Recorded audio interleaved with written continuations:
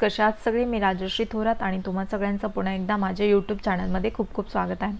तर आज आपण पाहणार आहोत स्टाफ सिलेक्शन कमिशन, जे सेंट्रल गव्हर्नमेंटच्या अंडरचं जे सिलेक्शन कमिशन आहे, तर त्या थ्रू कोणत्या प्रकारची वॅकन्सीज आउट झालेल्या आहे, कोणत्या प्रकारचं नोटिफिकेशन आउट झालेलं आहे, तर त्याची डिटेलमध्ये इन्फॉर्मेशन आपण ह्या व्हिडिओमध्ये पाहणार आहे.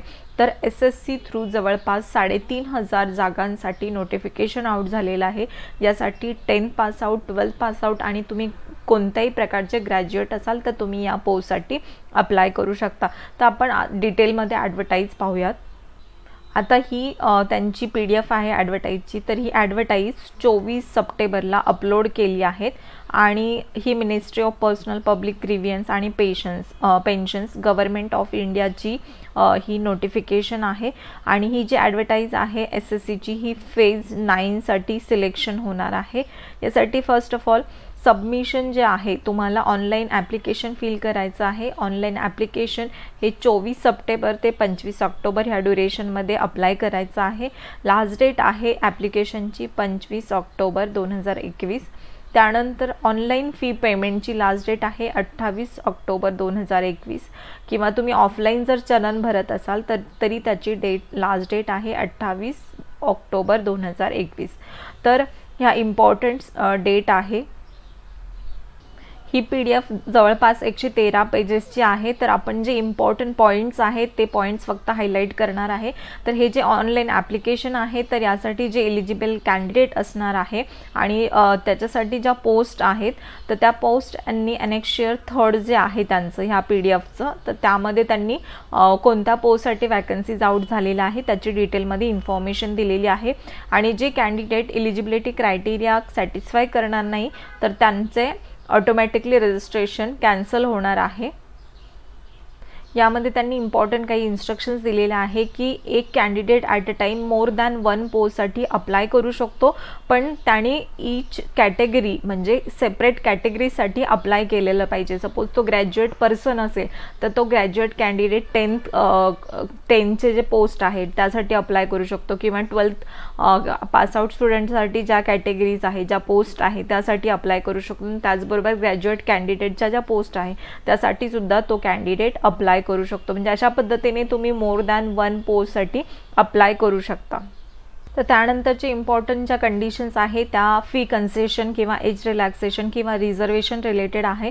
तर तुम्ही जर SC आणि ST कॅन्डिडेट असाल तर तुम्हाला कोणत्या प्रकारचं फी कन्सेशन आणि एज रिलॅक्सेशन किंवा कोणते तुम्हाला सर्टिफिकेट प्रोव्हाइड करायचे आहे, तर याची डिटेलमध्ये इन्फॉर्मेशन त्यांनी अनेक्शियर 6 आणि 6 मध्ये दिलेली आहे. त्यानंतर तुम्ही OBC कॅन्डिडेट असाल तर तुम्हाला जे सर्टिफिकेट आहे त्याचा फॉर्मॅट त्यांनी अनेक्शियर 7th मध्ये दिलेला आहे. त्या फॉर्मॅटप्रमाणे तुम्हाला ते सर्टिफिकेट त्या SSC कमिशनला प्रोव्हाइड करायचं आहे. त्यानंतर तुम्ही जर इकॉनॉमिकल विकास सेक्शनमधून असाल तर तुम्हाला अनेक्शियर जे 11th आहे तर त्यामध्ये जो फॉर्मॅट दिला आहे सर्टिफिकेटचा, तर त्या फॉर्मॅटमध्ये तुम्हाला EWSचं सर्टिफिकेट प्रोव्हाइड करायचं आहे.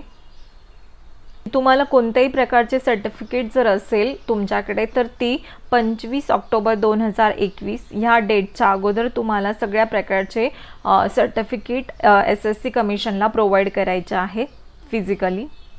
त्यानंतर जर तुम्ही फिजिकली डिसेबल असाल तर ते ॲप्लिकंट पर्टिक्युलर कोणत्या पोस्टसाठी अप्लाय करू शकता, तर त्याची डिटेलमध्ये इन्फॉर्मेशन अनेक्शियर 3 मध्ये दिलेली आहे. म्हणजे कोणत्या पोस्टसाठी कोणत्या कॅटेगरीची डिसेबिलिटी अप्लाय करू शकता, तर याची इन्फॉर्मेशन त्यांनी अनेक्शियर 3 मध्ये दिलेली आहे. तर तुम्ही ती ह्या PDF मध्ये चेक करू शकता.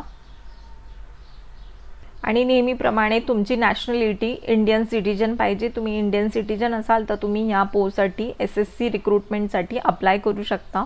तर त्यानंतरची जी इम्पॉर्टंट पॉईंट आहे तो म्हणजे एज लिमिट. आता एज लिमिटमध्ये त्यांनी 1/1/2021 म्हणजे 1 जानेवारी 2021 ही लास्ट डेट असणार आहे. या डेटपर्यंतचं तुमचं एज लिमिट ते कन्सिडर करणार आहे.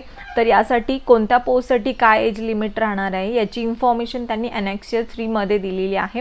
त्याचबरोबर तुम्हाला डेट ऑफ बर्थचा प्रूफ किंवा जे सर्टिफिकेट आहे तर ते तुम्हाला प्रोव्हाइड करायचं आहे. त्यानंतर रिलॅक्सेशन जे कॅटेगरी कॅन्डिडेटसाठी साठी आहे, तर SC ST साठी 5 इयर्सचं असेल, OBC साठी 3 इयर्सचं असेल आणि जे PWD चे कॅटेगरीतले स्टुडंट्स आहेत त्यासाठी 10 इयर्सचं एज रिलॅक्सेशन राहणार आहे। तर कॅटेगरी वाईज काय एज रिलॅक्सेशन राहील याची इन्फॉर्मेशन यांनी या चार्टमध्ये दिलेली आहे। त्यानंतर या SSC कमिशनच्या एक्झामसाठी जी एक्झाम होणार आहे त्यासाठी कोणते सेंटर्स असणार आहे सेंटर एक्झामिनेशनचे, तर याची यांनी इथे टेबल दिलेला आहे। तर आपल्या जो रिजन वाईज त्यांनी इथे एक्झामिनेशन सेंटर दिले आहे। तर आपला जो वेस्टर्न रिजन आहे तर वेस्टर्न रिजनसाठी अहमदाबाद, मुंबई आणि पुणे असे 3 सेंटर्स आहे। तर तुम्ही कोणतेही 3 सेंटर्स तुम्ही प्रायोरिटी वाईज तिथे सिलेक्ट करू शकता तुमच्या रिजनसाठी। तर फर्स्ट ऑफ ऑल एक इम्पॉर्टंट इन्स्ट्रक्शन म्हणजे की आतापर्यंत SSC एक्झामिनेशनसाठी कोणत्याही प्रकारची रिक्रुटमेंट होत असेल तर त्यासाठी तुमची रिटन एक्झाम किंवा कम्प्युटर बेस्ड एक्झाम व्हायची आणि त्यानंतर इंटरव्ह्यू घेतला जायचा।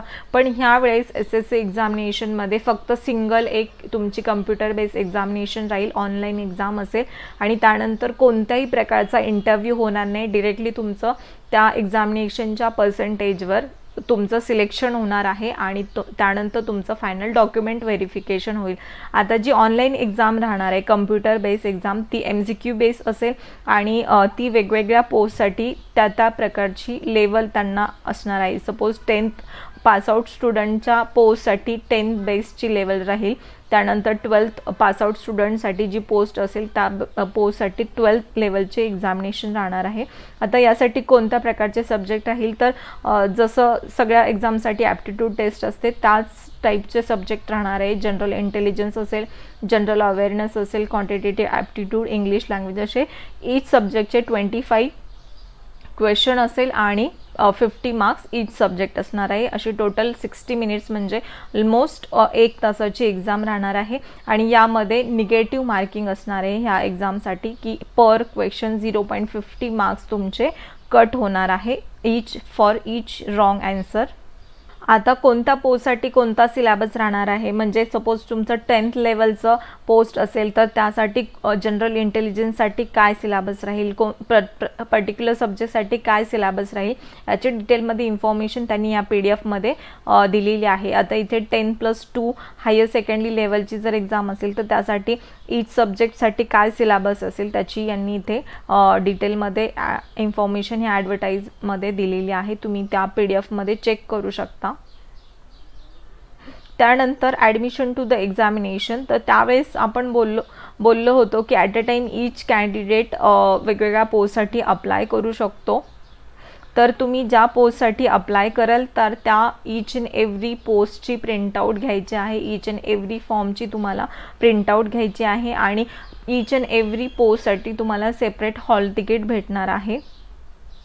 त्यानंतरची इम्पॉर्टंट इन्स्ट्रक्शन म्हणजे common candidate must appear only once in the examination for 1 level of post, otherwise their candidature shall be cancel. म्हणजे तुम्ही जर मल्टिपल पोस्टसाठी अप्लाय केलं असेल तर तुम्ही ॲट अ टाईम एकाच लेवलची एक्झाम एकाच लेवलच्या पोस्टसाठी एक्झाम देऊ शकता।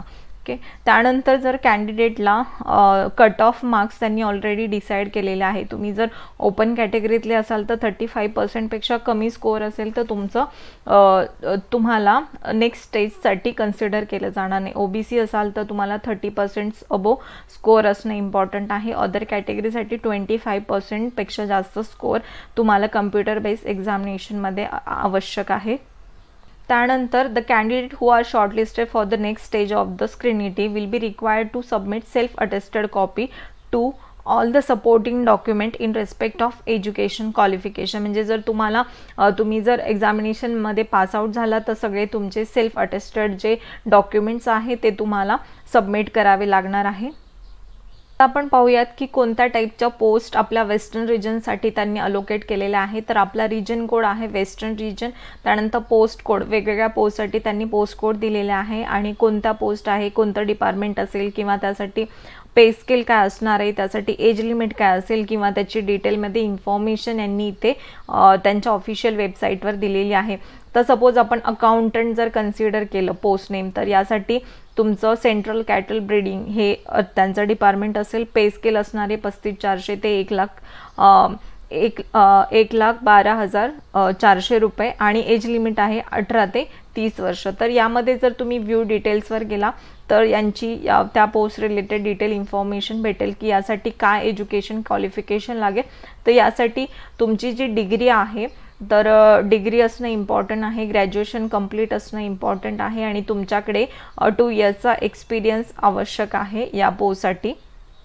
तर तुम्ही इथे पोस्ट वाईज काय एज्युकेशन क्वालिफिकेशन लागतं ते चेक करू शकता। सपोज फार्मासिस्ट पोस्ट कम क्लर्क पोस्ट असेल तर ह्या पोस्टसाठी काय एज्युकेशन क्वालिफिकेशन लागेल तर 12th पासआउट असाल आणि फिजिक्स केमिस्ट्री किंवा बायोलॉजी मधनं तुमचं जर ग्रॅज्युएशन कंप्लीट असेल किंवा डिप्लोमा इन होमिओपॅथिक फार्मसी जर असेल किंवा 1 इयरचं तुम्हाला एक्सपिरियन्स असेल तर तुम्ही ह्या SSC रिक्रुटमेंटमध्ये अप्लाय करू शकता। त्यानंतर सपोज आपण नेक्स्ट पोस्ट पाहूया की सायंटिस्ट असिस्टंट इलेक्ट्रॉनिक। सपोज ही पोस्ट असेल तर यासाठी पे स्केल आहे 35,400 ते 1,12,400, 18 ते 30 वर्ष तुमचं एज लिमिट आहे।